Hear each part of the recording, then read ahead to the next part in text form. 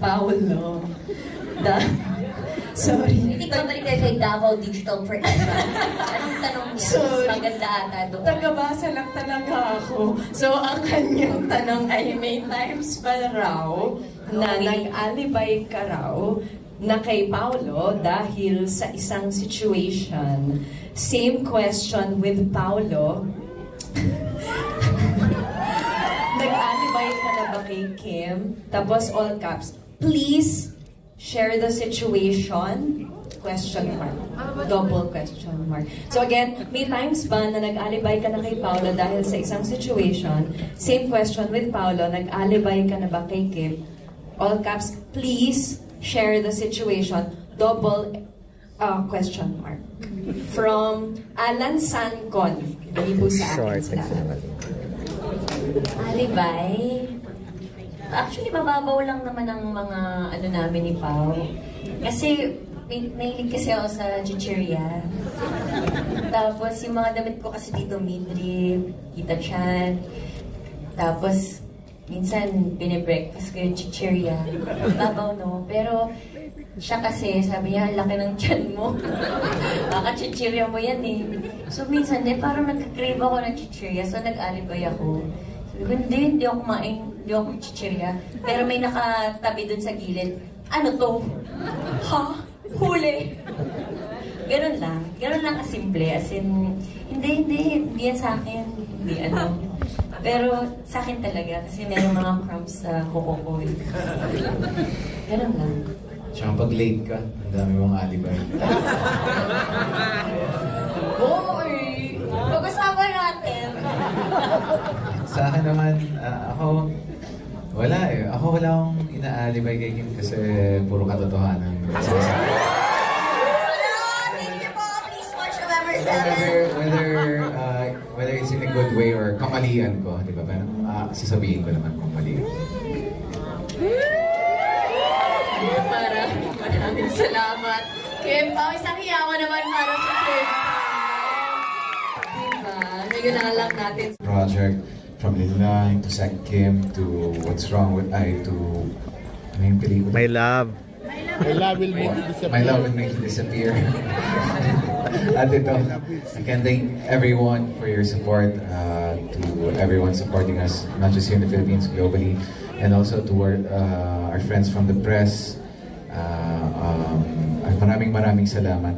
Walang humpay po yung tulong na ginagawa nyo. At kung di ko dahil sa inyo, hindi ko kami patuloy nabibigyan ng proyekto at bibigyan ng mga karakter at storya na maikukwento namin sa inyo. So maraming salamat.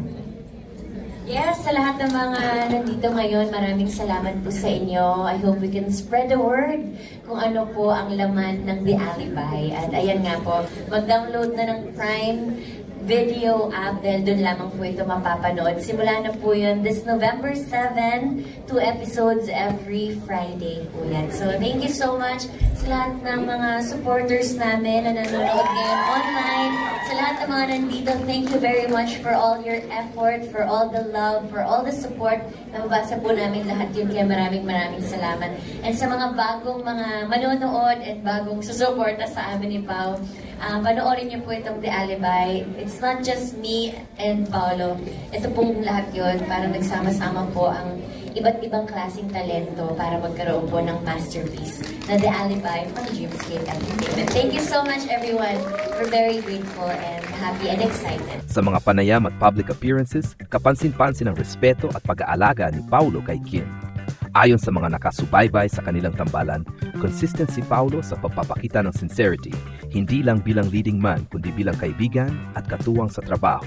Ipinapakita nito na hindi niya kayang saktan o lokohin si Kim, lalo na sa gitna ng kanilang lumalalim na connection sa on at off-cam moments nila sa The Alibi. Maaring sabihin na nakikita ng mga fans na may genuine chemistry at mutual trust sa pagitan nila. Hindi ito basta publicity stunt. Ramdam ng mga tao ang authenticity ng kanilang samahan. Si Paolo, kilala bilang tahimik at seryoso sa buhay at karera, ay tila nagkaroon ng mas malambot at mas bukas na panig dahil kay Kim.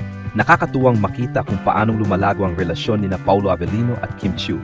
hindi lang bilang co-actors, kundi bilang magkaibigan na may respeto at tiwala sa isa't isa. Sa panahon ngayon na madalas puro intriga at chismis ang umiikot sa showbiz, nakakapreskong makita ng dalawang artista na pinipili ang katapatan at pagiging totoo. Ipinapakita ni Paulo na hindi lang siya mahusay na aktor, kundi isa ring taong may prinsipyo, isang lalaking marunong rumespeto at magpahalaga. Kung totoo man na di niya kayang lokohin si Kim, malaking bagay ito sa mga tagahanga na patuloy na naniniwala sa tambalang Kim Pao. Hindi lang sa screen, kundi pati sa tunay na buhay. Maaring idagdag na si Paulo ay matagal nang kilala sa pagiging seryoso at maingat sa mga taong pinapapasok niya sa kanyang personal na buhay. Kaya naman, ang pagkakaroon niya ng espesyal na respeto kay Kim Chiu ay hindi na nakakagulat.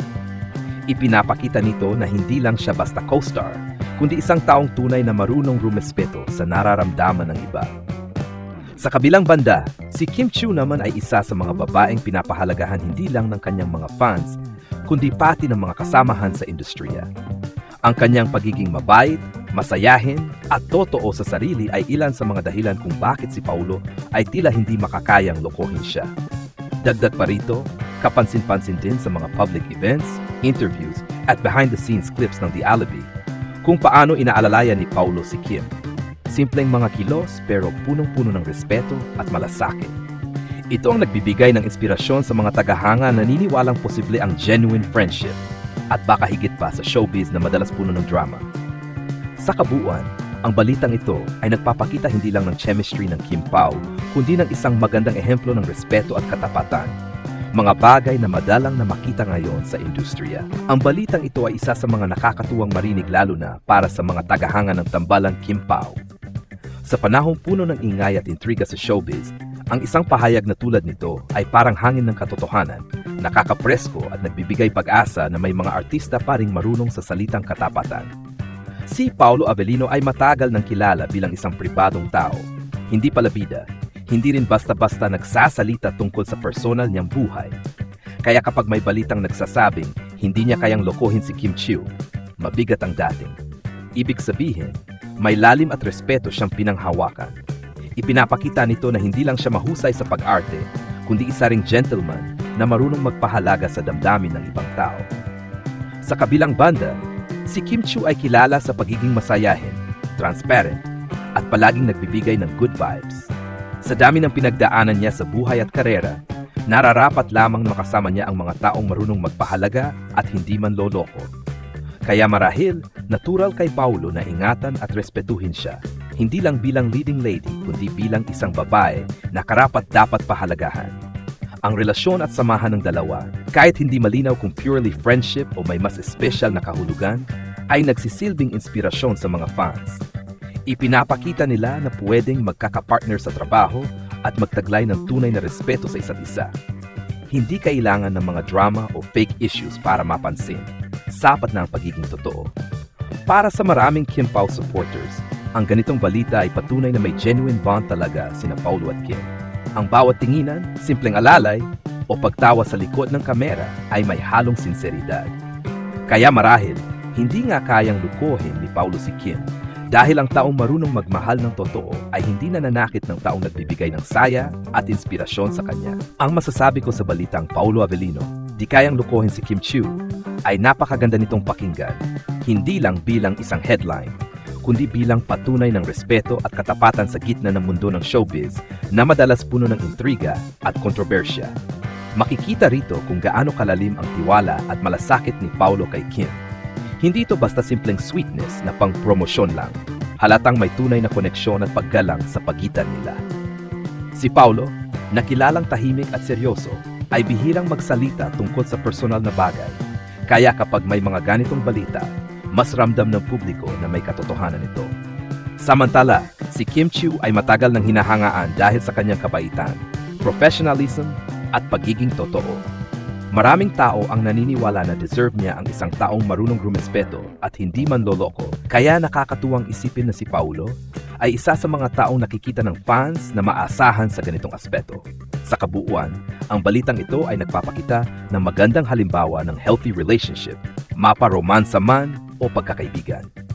Sa panahon ngayon na maraming panlilinlang at peking imahe sa social media, Nakakagaan ng pakiramdam ang makakita ng dalawang artista na marunong maging totoo at marunong magpahalaga sa isa't isa. Kung tuusin, ito ay hindi lang simpleng balitang showbiz, kundi isang paalala ng katapatan at respeto ay mahalagang pundasyon ng anumang ugnayan sa kameraman o sa totoong buhay.